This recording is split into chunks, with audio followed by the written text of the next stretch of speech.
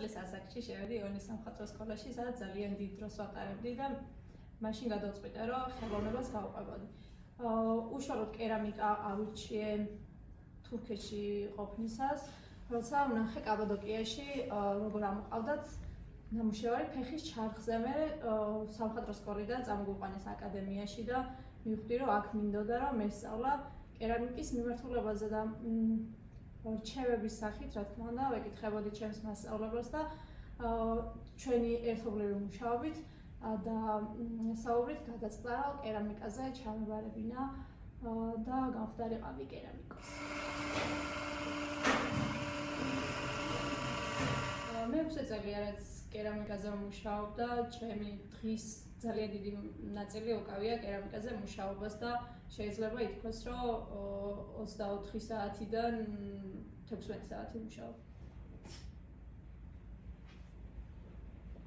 ჩემი საყვარელი ნამუშევარი არის ეს წარმოდგენილი ნამუშევარი, რომელიც შევქმნილი ბაკალავრის დიპლომის დაცვისთვის. ნამუშევარზე ვმუშაობდი 1 თვე და თემატიკა იყო რაჭაში აღმოჩენილი ბრინჯაოს ბალთების მოტივებზე კერამიკული სანათი.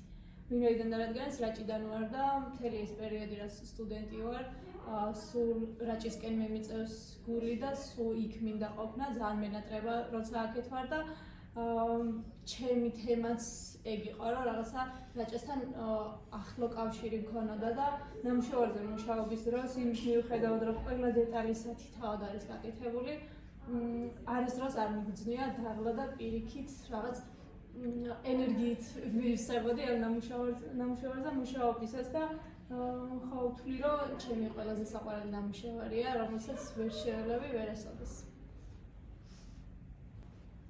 რაც შეეხება კერამიკის პოპულარობას, ნელ-ნელა უფრო წინ წამოიწია ამ ბოლო წლების განმავლობაში, იმიტომ რომ აკადემიის კურსდამთავრებულები ხსნიან თავიანთ სტუდიებს, სადაც ატარებენ ერთდღიან მასტერკლასებს ან ერთთვიან კურსებს და უფრო მეტ აუდიტორიას აცნობენ კერამიკას.